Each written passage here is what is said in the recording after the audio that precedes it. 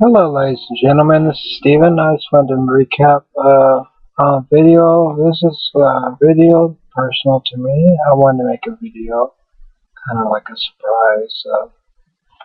I just wanted to tell all you guys out there, Facebook fans, but not just fans, but I mean, I'm not trying to say I'm some kind of goddess or anything, but my friends are out there, okay? But Facebook friends and everything that do like me and my music that I like playing every day and everything.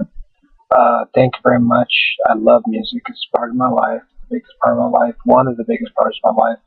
But I wanted to go ahead and override that because to exhibit B, because really the biggest part of my life is, okay, Cindy is the biggest part of my life, guys.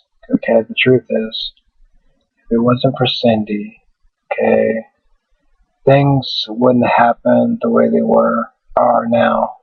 Me being here today in 2004, okay, my wife left me. And if my mother wasn't around back then, before she got cancer come back, before it came back, and because she didn't have cancer back then. And my stepdad, took care of me too also. I'm not like an invalid, nothing like that, guys. I'm just saying for the record, keep my sanity and everything, and I went to clubs back then because what else is there to do when you're not separating between your wife and you. But what I'm here to say is, I just about ended my life in 2004. I took everything possibly you could think in the book. I didn't give a damn. I did some screw ups, and I'm here today to testify. I've been there down to the dirt, down to the nitty gritty. So I don't just take medicine for fun, okay? But back then, I didn't give a fuck. I drank alcohol, drank the strongest whiskey, drank everything, okay? Took morphine. I took Oxycontin. I got off somebody. I traded somebody with 10 Xanax bars for some Oxycontin, some Primo stuff. I got some 120s. I got some 80 OCs just before the change of law. You see, that's when I was abusing. Okay, I fucked up totally. Okay, I wasn't thinking I crushed the pill because you were able to crush it up back then. I didn't smoke nothing. I don't believe in smoking it. I didn't believe in shooting it up. Okay, I had a good old time. Okay, I had a friend that gave me some fentanyl. I don't know if you guys know about a lot of fentanyl. I had the fentanyl suckers, so I started sucking on them, and I had a good time. Okay, I started feeling good. Okay, about 2 to 3 hours later, I'd say. Okay, then I started feeling like a burnout. And I got a bad headache. I felt like I was bleeding internally in my brain. I mean, then I started worrying and stuff. I started saying, "Oh shit, this stuff's counteracting." So I mean, I had been going narcotics. I even smoked some weed that night too. For the record, I must smoke some dope weed. Then after that, I finally started going to NA meetings. Because I liked going to NA meetings. It was fun. Along with my jobs and stuff I was doing, the normal jobs, learning my medical and taking care of my mom, taking care of other clients and stuff like that. But I was still going to meetings because people, just because you're in the medical field doesn't mean you can not experience being in the system, guys. It doesn't mean that you're above people that are addicts. Okay, you can turn into an addict in a second. It turns you on. I mean, there's different ways. A little light switch. I turn a light bulb up there, it turns on, right? I mean, there's different pinpoints on the body that turn on switches. Okay. Anyway, I want to get to the point. Okay. After I met a girl named Brandy. Okay. Okay. In Las Vegas, it brightened my life up a little bit for a while, and she was in her 20s. I was in my 30s. Anyway, I was a little bit older for her, and I'm 41 now, but still. To tell you the truth, my mom this way before Cindy, because I didn't know nothing about Cindy back then, because you can't count this against Cindy or I. Okay, I went to go meet her in Las Vegas, and she wanted more than what I wanted. Okay, guys, I mean, she wasn't. I mean, my mom's. Okay, my stepdad, he had eyes for her. He says, "You'd be stupid, Steve, and they'd pass her up." Okay? Dumb. Dumb if you pass her up. I say, "Why? Just because of looks?" And he goes, "Well, that's part of it." And he says, "I'm a truck driver. I see women every day, pretty women every day."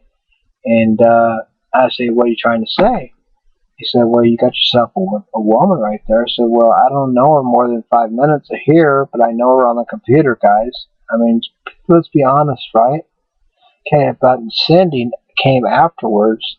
Okay, this was how close it was for Brandy moving in with me to my place. About 1 inch away. Okay. I was on the phone with Cindy for the record saying, you know what? Because I found out with Cindy afterwards. Brandy wasn't what I was looking for. All she wanted was one thing. I'm going to say it nicely because I can't say it because the kids are around. Okay? But I'll put the S word on there. So I'm going to say you guys figure out the rest. Okay. Now, that wasn't a problem. I don't have no problem with that part. I could do it. Okay. But, okay, how far would that go? She even bought me boxers. She bought me freaking underwear and sexy clothes. I mean, this girl was so fucking crazy over me. She freaking bought me anything crazy. Okay, I'm not talking about Sandy. I'm talking about somebody else. It's on Brandy. Okay, like drinking now. Anyway, after that, I met Cindy. Okay, online somehow, some way, God or something like that above must have struck me in the head after that OD or whatever I did, and that one Oxycontin and that morphine, the mixture of weed kicked me in the ass and everything, got me to NA for a little while. Not because I wasn't ordered to go to NA. I went because I wanted to go and clean myself up a little bit. Okay, like the guy in the mafia and the Sopranos did when he's selling a freaking poor cat and he killed the cat. I mean, the poor dog or cat got suffocated because the guy was high on the heroin. Okay. And he got his ass beat by his family because the poor animal died. He didn't even know it. He's passed out on him. Anyway, he got an ass kicking and kicked their ass too. But anyway, that's not why I'm here today. I'm here today to tell you the truth. Okay, listen very carefully. Okay. Yes, I'm not married to Cindy. Okay, except I got a divorce. Okay, with Venus, the penis. Okay, and with Shannon. Her name is Venus. Real name is Venus, but her name is Shannon because she likes to be called Shannon. You see, my ex-wife. Okay, we're together 15 years. She wanted to get pregnant right away and have my kid, and here I am, 21. Okay, well, okay, I knew the rules of what the trade was, and we met at a skating rink. Okay, high school skating all the time. I love skating. Okay, she was underage. Okay, so I knew better what the rules were, and she didn't want to care about the rules. She wanted to break every rule in the book. Naturally, I fall into traps. I'm not perfect. Okay, I was there. I'd done things, but thank God, the Lord above, whatever. I guess it's not that I didn't want kids. Okay, guys, it's not me that can't have kids. It was her. Okay, I guess I kind of struck out twice for kids, but anyway, it's not her fault, nobody's fault. But anyway, now that I'm with Cindy, now this new life, okay, I find myself, okay, I still have dreams, but I find myself, okay, well, it's hard to explain. I sometimes blame, thinking that, how the old saying is, like when you watch Lifetime movies, like the daughters see their daddies leaving the mothers. This is the opposite situation. This is not. Okay, I had money, okay, to give to her not to get rid of her, but to get rid of her because she was so much in love with this person back, this other person back east. So I had to let her go and just not hold her back and pull her back this way and reel her in. Because the last time I reeled her in, she came back, and we were going to work on things when me and Randy were together, okay? Anyway, Las Vegas girl. Anyway, I knew she was coming back, and here I am going out with another girl. But anyway, to tell you the truth, we went to Vegas to go gamble and everything.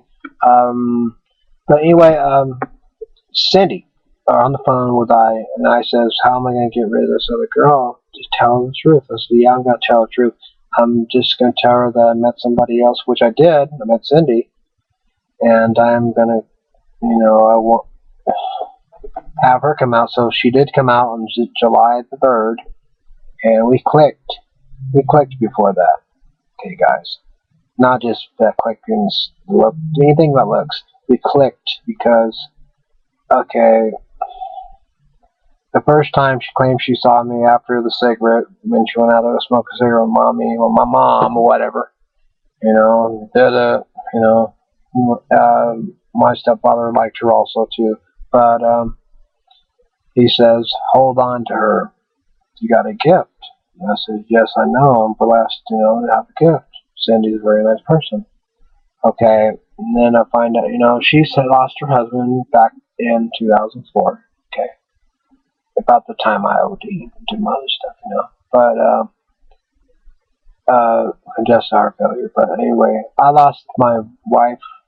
Okay, ex-wife. I'm sorry for calling her wife. I'll go and call her wife, ex-wife, whatever.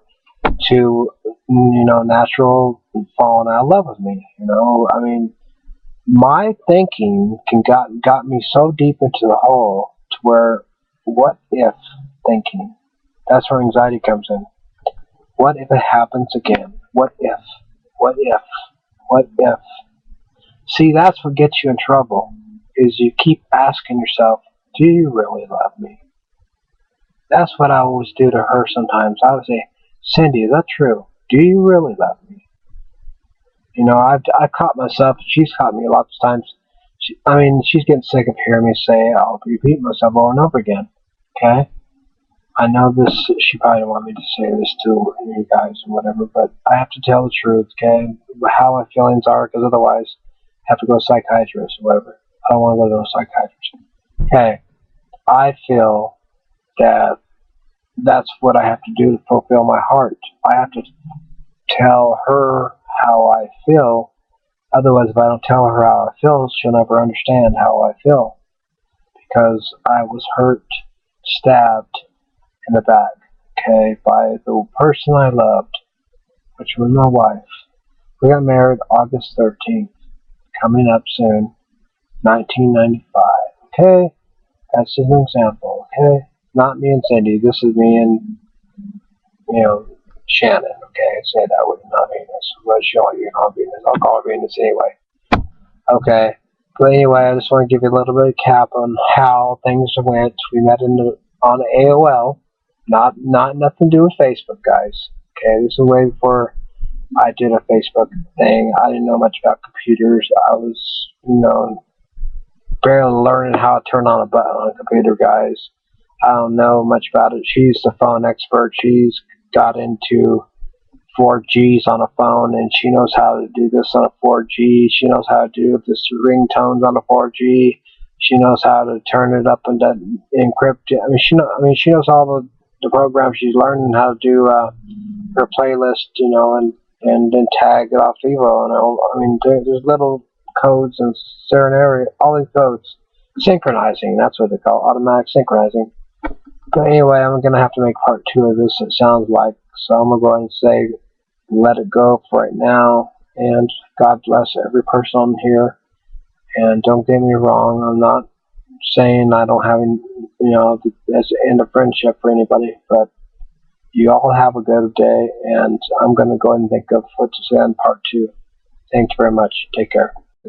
Okay, the truth is, if it wasn't for Cindy, okay, things wouldn't happen the way they are now. Me being here today in 2004, okay, my wife left me. And if my mother wasn't around back then, before she got cancer before it came back, and because she didn't have 2004, I took everything possibly you could think in the book, I didn't give a damn. I did some screw ups, and I'm here today to testify.